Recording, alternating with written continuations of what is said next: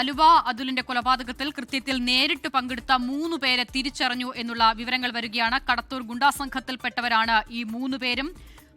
Black Vishnu സംഘത്തിലെ പ്രധാനിയാണ്. Black Vishnu, Hussain, ഒപ്പം തന്നെ ആഷിഖ് തോമ എന്നിവരെയാണ് തിരിച്ചറിഞ്ഞത് എന്നുള്ളതാണ് ഇപ്പോൾ 24 പുറത്തുവിടുന്ന വിവരം. ഇവരുടെ പേരുൾപ്പെടുത്തി കരുനാഗപ്പള്ളി പോലീസ് FIR രജിസ്റ്റർ ചെയ്തിട്ടുണ്ട്. അലുവ അതുൽ കൂടത്തിന് അടിച്ചിരുന്നു മുൻപ്. ഇതിൽ ഹുസൈൻ എന്ന ആളെ വർഷങ്ങൾക്ക് മുൻപ് അലുവ അതുൽ ഹുസൈനെ കൂടത്തിന് അടിച്ചിരുന്നു എന്നുള്ള വിവരം കൂടി വരുന്നുണ്ട്. അപ്പോൾ ഇതിലെ വൈരാഗ്യം ഉൾപ്പെടെയാണ് നിലവിൽ ഈ ക്രൂര കൊലപാതകത്തിലേക്ക് നയിച്ചത് എന്നുള്ളതാണ് പോലീസിന്റെ FIRലെ വിവരം. 24 ആണ് ഈ വാർത്ത ആദ്യമായി പ്രേക്ഷകരിലേക്ക് എത്തിക്കുന്നത്. എന്തായാലും പ്രധാനപ്പെട്ട ഒരു നീക്കം. അല്പം മുമ്പ് DGP റവാഡ ചന്ദ്രശേഖർ 24നോട് പ്രതികരിച്ചപ്പോൾ തന്നെ പ്രതികളെ തിരിച്ചറിഞ്ഞു എന്ന് അദ്ദേഹം പറയുന്നുണ്ടായിരുന്നു. അപ്പോൾ കൃത്യത്തിൽ നേരിട്ട് പങ്കെടുത്ത 3 പേരെ സംബന്ധിച്ചുള്ള വിവരം കൂടിയാണ് ഇപ്പോൾ പുറത്തു വരുന്നത്. കടത്തൂർ ഗുണ്ടാ സംഘത്തിൽപ്പെട്ട 3 പേരെയാണ് നിലവിൽ തിരിച്ചറിഞ്ഞിരിക്കുന്നത്. ഷഫീദ് റാവുത്തറിലേക്ക് പോകുകയാണ് വിവരങ്ങൾക്ക്. ഷഫീദ്, ഏറ്റവും പ്രധാനപ്പെട്ട ഒരു ഡെവലപ്മെന്റാണ് ഈ കേസുമായി ബന്ധപ്പെട്ട് ഉണ്ടായിരിക്കുന്നത്. മുൻവൈരാഗ്യമാണ് ഈ കൊലപാതകത്തിലേക്ക് നയിച്ചത് എന്നത് ഉൾപ്പെടെ വ്യക്തമാകുന്ന നിലയിലാണ് കാര്യങ്ങൾ ഇപ്പോൾ മനസ്സിലാകുന്നതല്ലേ?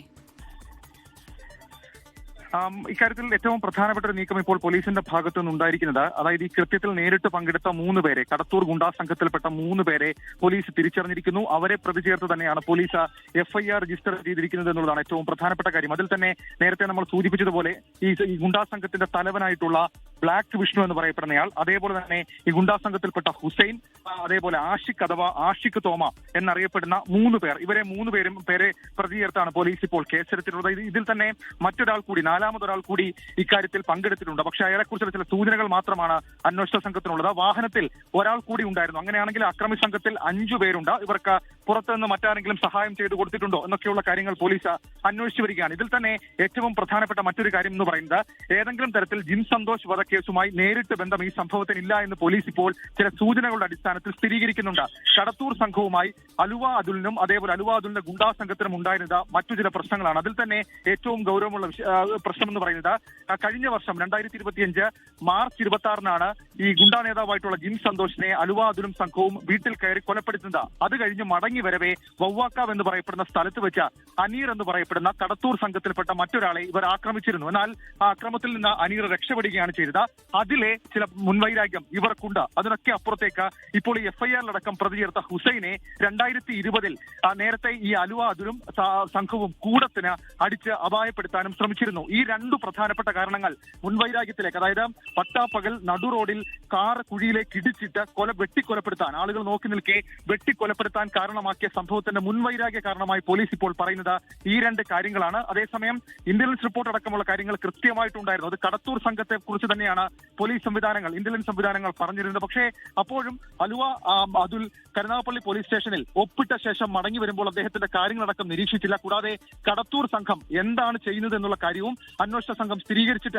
ഇതിൽ ഏറ്റവും പ്രധാനം, ഇത്ര സമയം ജിം സന്തോഷിന്റെ കൊലപാതകവുമായി ബന്ധപ്പെടുത്തിയായിരുന്നു ഈ കേസിനെ, ഈ സംഭവത്തെ കണ്ടുകൊണ്ടിരുന്നത്. പക്ഷേ അങ്ങനെയല്ല എന്നതിന്റെ വ്യക്തമായ സൂചനകളാണോ ലഭിക്കുന്നത്? ഈ പ്രതികൾക്ക് അലുവ അതുലിനോടുള്ള മുൻവൈരാഗ്യമാണ് ആ കൊലപാതകത്തിലേക്ക് നയിച്ചത് എന്നത് വ്യക്തമാകുന്നുണ്ടോ?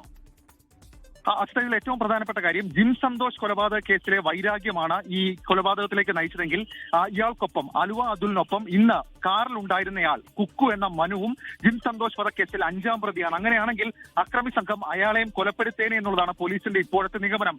അയാളെ കൊലപ്പെടുത്താതെ അയാളെ പേടിപ്പിച്ച സ്ഥലത്ത് നിന്ന് മാറ്റാൻ അവർ ശ്രമിച്ചത്. അവർക്ക് വേണ്ടത് അലുവ അതുലിനെ മാത്രമായിരുന്നു. മാത്രവുമല്ല, ഇതിൽ കടത്തൂർ സംഘത്തിന് അലുവ അതുലുമായി നേരിട്ട് പ്രശ്നമുള്ളത് ഞാൻ ഈ സൂചിപ്പിച്ച 2 കാര്യങ്ങൾ. അതിലൊന്ന്, 2020-ലാണ് ഈ ഹുസൈൻ എന്ന് പറയപ്പെടുന്നയാളെ കൂടത്തിനടിച്ച, അത് അലുവ അതുൽ തന്നെയാണ് അടിച്ച സംഭവം. രണ്ടാമത്തേത് 2025 മാർച്ച് 26-ാം തീയതി ജിം സന്തോഷിനെ കൊലപ്പെടുത്തിയ ശേഷം മടങ്ങുകയായിരുന്ന അലുവ അതുലിന്റെ സംഘം വവ്വാക്കാവ് ജംഗ്ഷനിൽ ഒരു കടയിൽ സാധനം വാങ്ങാൻ നിൽക്കുകയായിരുന്ന അനീർ എന്ന് പറയപ്പെടുന്ന കടത്തൂർ സംഘത്തിലെ ഒരാളെ ആക്രമിക്കാൻ ശ്രമിച്ചു. അയാൾ ഏറെക്കാലം ചികിത്സയിലായിരുന്നു എന്നുള്ളതാണ് കേസിലെ ചില ഉന്നത പോലീസ് ഉദ്യോഗസ്ഥർ നമ്മളോട് പറയുന്ന വിവരം.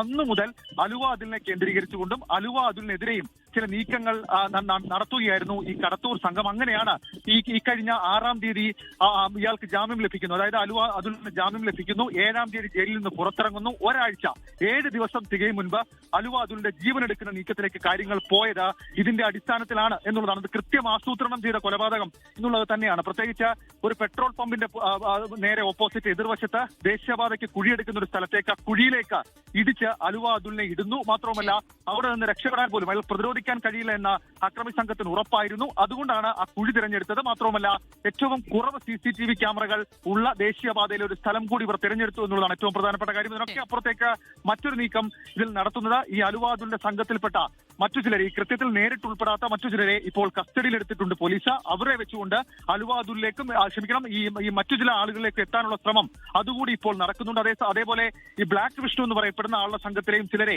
കസ്റ്റഡിയിലെടുത്തുള്ള ചില നീക്കങ്ങൾ നടത്തുന്നുണ്ട്. ഈ കരുനാഗപ്പള്ളി ഭാഗത്ത്, പ്രത്യേകിച്ച് കരുനാഗപ്പള്ളി, വവ്വാക്കാവ്, ഓച്ചിറ തുടങ്ങിയ സ്ഥലങ്ങളിൽ പോലീസിന്റെ കർശന നിരീക്ഷണം ഇപ്പോൾ ആരംഭിച്ചിട്ടുണ്ട്. ഏത് നിമിഷവും ഷഫീദ്, എന്തായാലും ഏറ്റവും പ്രധാനപ്പെട്ട വിവരമാണ് ഇപ്പോൾ ഷഫീദ് റാവുത്തർ പങ്കുവയ്ക്കുന്നത്. 3 പ്രതികളെ ഇപ്പോൾ പോലീസ് തിരിച്ചറിഞ്ഞിരിക്കുന്നു. ഇതിൽ ഏറ്റവും പ്രധാനം അലുവ അതുലുമായുള്ള മുൻവൈരാഗ്യമാണ് ഈ കൊലപാതകത്തിലേക്ക് നയിച്ചത് എന്നുള്ളതാണ് നിലവിൽ മനസ്സിലാകുന്ന വിവരം. ജിം സന്തോഷ് വധവുമായി നേരിട്ട് അതിന് ബന്ധമില്ല എന്നുള്ളതാണ് ഈ ഘട്ടത്തിൽ മനസ്സിലാകുന്നത്. ഷഫീദ് റാവുത്തറാണ് വിവരങ്ങൾ നൽകിയത്. ലോകത്തെവിടെയായാലും ഏത് സമയത്തും 24 വാർത്തകളും ഓഗ്മെന്റഡ് റിയാലിറ്റി പാക്കേജുകളും എക്സ്പ്ലെയിനറുകളും വിശദമായി കാണാൻ ഞങ്ങളുടെ യൂട്യൂബ് ചാനൽ നിങ്ങൾക്ക് സബ്സ്ക്രൈബ് ചെയ്യാം.